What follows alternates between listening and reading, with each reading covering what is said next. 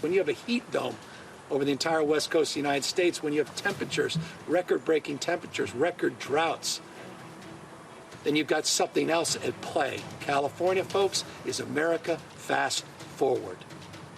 What we're experiencing right here is coming to a community all across the United States of America unless we get our act together on climate change.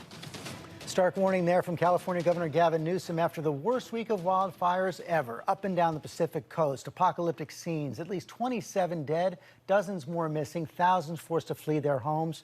Portland, Seattle, and San Francisco now among the worst cities for air quality anywhere in the world.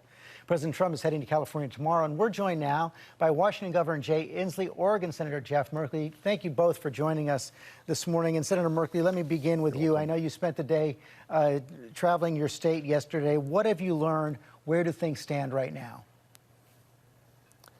Yeah, George, it is apocalyptic. I drove 600 miles up and down the state. I never escaped the smoke. We have thousands of people who have lost their homes. I could never have envisioned this. The east winds came over the top of the mountain, proceeded to turn the fires into blowtorches that went down and just incinerated a series of small towns like Blue River and Phoenix and Talent. You have community after community with fairgrounds full of people, refugees from the fires. Governor Inslee, how's the situation in Washington State this morning? Same situation. The skies are a smoke that we've never seen before except 2 or 3 years ago. It's apocalyptic. And it is maddening, Georgia, and I'll tell you why. I was in Malden the other day, a town that was absolutely decimated. 80% of the homes were burned down, and in southeastern Washington, talking to a woman who moved there to try to have a peaceful existence in a small town. And she just broke down and could not stop crying. And what struck me is, as I was listening to her, the only moisture in eastern Washington was the tears of people who've lost their homes and mingling with the ashes. And now we have a blowtorch over our states in the West, which is climate change. And we know that climate change is making fires start easier, spread faster, and intensify. And it is maddening right now that when we have this cosmic challenge to our communities with the entire west coast of the United States on fire, to have a president to deny that these are not just wildfires, these are climate fires.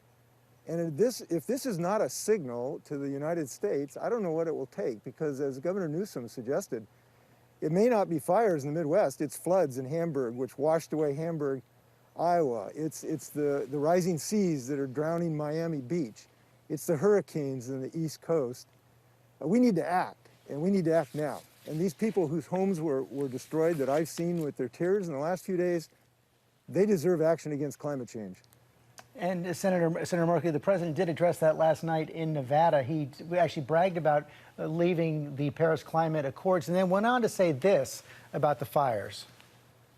Spoke to the folks in Oregon, Washington. They never had anything like this. But you know, it is about forest management. Please remember the words, very simple. Forest management, please remember. It's about forest management and other things, but forest management. Is that contributing to this, Senator Merkley? You know, the president has said it's all about raking the forest. It's just a big and devastating lie. We have the Cascade snowpacks have gotten smaller, our forests have gotten drier, our ocean has gotten warmer and more acidic, and this has been happening steadily over the last several decades. These are consequences of a warming planet that have huge impacts on rural America with our forests, with our farming, with our fishing. This should not be blue or red. This should not be rural or urban. This is devastating to everyone. And we need, just on COVID, we need to have a president follow the science. We need to have a president now who follows the science on global warming. America not only has to get its own act in order, it has to help lead the world to take this on. This is a planetary scale tragedy of the commons that we need leadership to end. One of the other signs of the times here, Governor Inslee, that we're seeing is that the response to this fire has been complicated by a lot of disinformation out there on social media. Any way to combat that? Yes, vote, and vote on climate. Get out there and vote against any politician like Donald Trump who has downplayed climate change just like he's downplayed COVID. And for Donald Trump to say he's a hero of climate change is like saying he's a hero of masks against COVID. And this idea that somehow we could have solved this problem by timber thinning is just a bunch of malarkey. I was in Bridgeport, Washington yesterday, a town that lost about 20 homes. And I looked at where the fire came from, and where it came from was grass and bunch grass and cheatgrass and sagebrush. It doesn't have a dang thing to do with thinning timber. It's just a bunch of malarkey. Now, there are places where it makes sense that we thin our timber, and we are doing that. Of course, the Trump administration doesn't want to help us actually finance that. They just want an excuse. And listen, it is way too late to be debating this. This is not a debate. The time for excuses, for denial, for downplaying this, those days are over. The days of consequence are upon us. And the point I want to make about this event, it's not just happening to us, and it's happening today. Look, most of the scientists thought, you know, maybe we had a few more years to deal with this, but it's today. The orange skies over California is something that we thought Hollywood just would portray in some apocalypse movie, but it's today. So we need to act now. We are doing it, we're building jobs, we're putting people to work. We got a great candidate, Joe Biden, who understands we can put people to work. You know, that town I told you that burned down, you can see the wind turbines there that are generating clean electricity and putting people to jobs with good union jobs, generating clean energy. That's the future that we need, but we've got to have action. So what we can do is vote this year. Finally, Senator Merkley, there is some signs that the weather could bring some relief in the coming days. What's your greatest need in Oregon right now?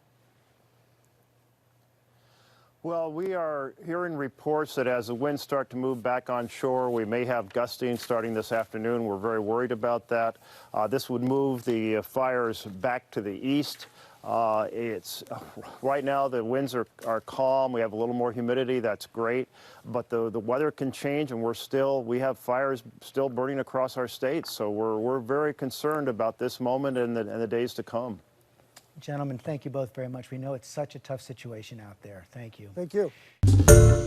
Hi, everyone. George Stephanopoulos here. Thanks for checking out the ABC News YouTube channel. If you'd like to get more videos, show highlights, and watch live event coverage, click on the right over here to subscribe to our channel. And don't forget to download the ABC News app for breaking news alerts. Thanks for watching.